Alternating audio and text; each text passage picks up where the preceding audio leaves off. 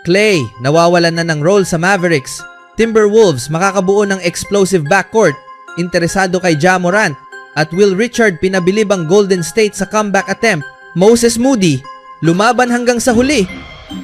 Nagkaroon ng pagbabago sa lineup ang Dallas Mavericks ngayong araw laban sa New Orleans Pelicans. Si Klay Thompson na nagsimula sa lahat ng 7 larong nilaro niya ngayong season bago ang laban ay ilalagay muna sa bench. Dahil dito, si D'Angelo Russell ang magsisimula sa kanyang unang start ng season. Kasama ni Russell sa starting lineup sina Max Christie, Cooper Flagg, PJ Washington at Daniel Gafford. Si Klay ay nahihirapan sa malinaw na slump ngayong 2025-2026 season at umaasa ang Mavericks na makatutulong ang pagbabagong ito upang makabalik siya sa forma. Nauna nang nagsalita si Jason Kidd tungkol sa mga paghihirap ni Thompson. Kailangan lang niyang patuloy na mag-shoot, isa siyang shooter. Sabi ni Kidd noong October 29 tungkol sa kanya. Matagal na siya sa liga. Para sa kanya, kailangan lang niyang patuloy na kunin ang mga open looks. Magaganda ang mga shot niya pero hindi lang pumapasok sa ngayon. Sa ngayon, si Thompson ay may average na 8.1 points per game habang nagsushoot lamang ng 31.8% mula sa field at 26.2% mula sa 3-point line. Isa siya sa mga pinakamahusay na 3-point shooters sa kasaysayan, ngunit malinaw na hinahanap pa rin niya ang kanyang ritmo ngayong taon. Samantala, si Russell ay magkakaroon ng kanyang unang start gaya ng nabanggit.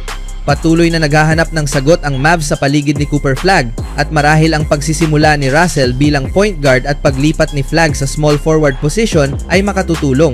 Si Russell ay may average na 13.6 points, 6 assists at 3.4 rebounds per game mula sa bench hanggang sa puntong ito ng 2025-2026 campaign.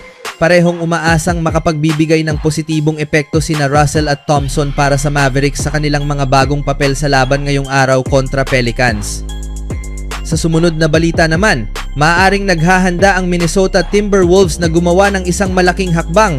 Ayon sa NBA insider na si Sam Amick, malapit na minomonitor ng prangkisa ang sitwasyon ni Ja Morant sa Memphis Grizzlies na nagdudulot ng mga espekulasyon tungkol sa posibleng trade na magtutulungan sina Morant at Anthony Edwards, isang kombinasyon na maaaring maging isa sa pinaka-explosive na backcourt sa buong liga.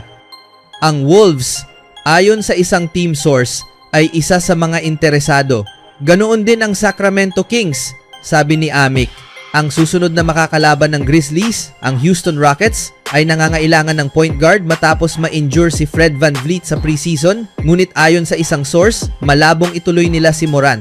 Isa lamang itong maliit na bahagi ng mga posibleng interesado kung sakaling magsimula talaga ang Morant sweepstakes. Siya ay minsang itinuring na isa sa mga pinakamahusay na point guard sa NBA. Ilang taon lang ang nakalipas, kabilang siya sa mga pinakamaliwanag na star ng liga na may average na 26.2 points, 5.9 rebounds at 8.1 assists per game sa 46.6% shooting. Ngunit matapos masangkot sa sunod-sunod na iskandalo na nakaapekto sa kanyang career, bumaba ang reputasyon ni Morant at kasabay nito ay ang kanyang trade value.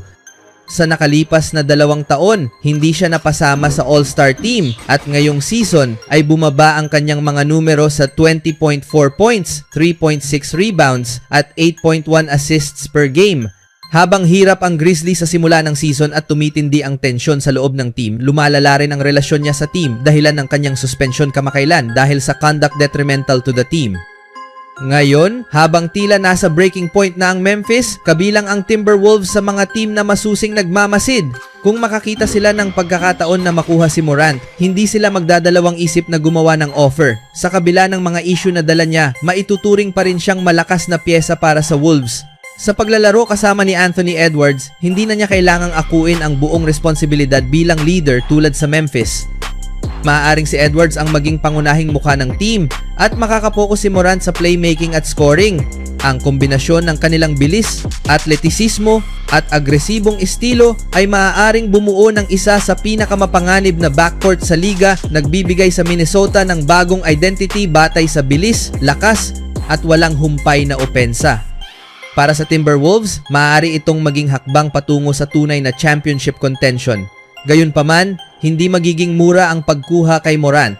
Mayroon pa siyang 3 taon at humigit kumulang $125 million na natitira sa kontrata, kaya tiyak na hihingi ang Memphis ng malaking kapalit. Maaaring kabilang dito sina Rudy Gobert, Jaden McDaniels o ilang future first round picks. Gayunman, dahil sa mababang trade value ni Morant sa kasalukuyan, maaaring ito na ang tamang panahon para umatake ang Minnesota. Kung makahanap sila ng tamang kasunduan, maaari silang makakuha ng isa pang batang star upang ipares kay Edwards, isang pundasyong maaaring maghari sa Western Conference sa mga darating na taon. Kung maisa sa katuparan ito ng Wolves, magiging isa ito sa pinakamapangahas na trade sa kasaysayan ng prangkisa.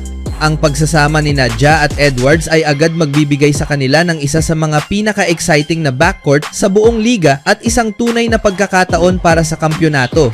Hindi ito magiging perpektong kombinasyon, ngunit napakataas ng potensyal para sa isang prangkisang matagal nang nasa gilid lamang ng tagumpay. Maaaring ito na ang panganib na magbabago sa lahat. Sa huling balita, walang Stephen Curry, Jimmy Butler at Draymond Green. Nabigo ang Golden State Warriors laban sa Sacramento Kings ngayong araw. Pinangunahan ni Russell Westbrook ang laban para sa Kings sa pamamagitan ng isang triple-double performance. Nagpakitang gilas din sina DeMar DeRozan at Dennis Schroeder sa mga clutch moments, habang si Moses Moody naman ang naging star ng Warriors. Umiscore siya ng 28 points, may 4 blocks at 2 steals. Sa nakalipas na 2 laro, kapansin-pansin ang pag-angat ng laro ni Moody, isang positibong senyales para sa Golden State. Pero kahit maganda ang kanyang ipinapakita, mas nakakagulat ang pag-usbong ng bagong rookie ng team, si Will Richard. Pinili siya ng Warriors bilang ika-56 pick sa 2025 NBA Draft. Batay sa mga unang laro niya, marami ang nagsasabing dapat ay mas maaga pa siya nakuha marahil sa gitna ng first round. Sa kanyang unang career start, nagrehistro si Richard ng 30 points sa 10 of 15 shooting, may kasamang 7 rebounds at 3 assists. Gayunman, mahirap para sa kanya na makakuha ng mahigit 30 minutes bawat laro dahil sa siksikan na guard rotation ng Warriors. Pero kung tutuusin, nararapat lamang na bigyan siya ng mas mahabang minuto kaysa kay Gary Payton. Bawat minutong ginugugol ni Richard sa loob ng court ay makakatulong sa kanyang pag-develop, lalo na kung makapasok ang Warriors sa playoffs. Sa kasalukuyan, ika-23 ang Golden State sa buong liga pagdating sa turnovers na may average na 17 kada laro kontra Kings na dagdagan pa ito ng 18 turnovers. Sa mga panahong nanalo sila ng kampyonato, may mga problema rin sila sa turnovers, pero ngayon, hindi na sapat ang talento ng team para bawiin ang mga ganitong pagkakamali. Dahil wala sina Curry at Butler, natural lamang na nagkaproblema sila sa ball security. Hanggat hindi nila naaayos ang issue na ito, mahihirapan silang manatiling lampas sa .500 record.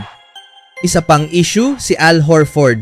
Sa edad na 39 years old, hindi siya nakapuntos sa loob ng 27 minutes ng laro at nagtala ng 0 of 8 shooting, kabilang ang 0 of 7 mula sa 3-point line. Marami na ang nagtatanong kung tapos na ang kanyang prime. Pero sa kabila ng kanyang pangit na performance, nanatiling matatag si Horford sa depensa at hindi siya nag-alinlangang mag-shoot kapag may pagkakataon. Kapag nagsimulang pumasok ang kanyang mga shot mula sa labas, siya pa rin ang magiging pinakamahalagang tunay na sentro ng Golden State. Asahan na muling babangon si Horford sa susunod na malaking laban.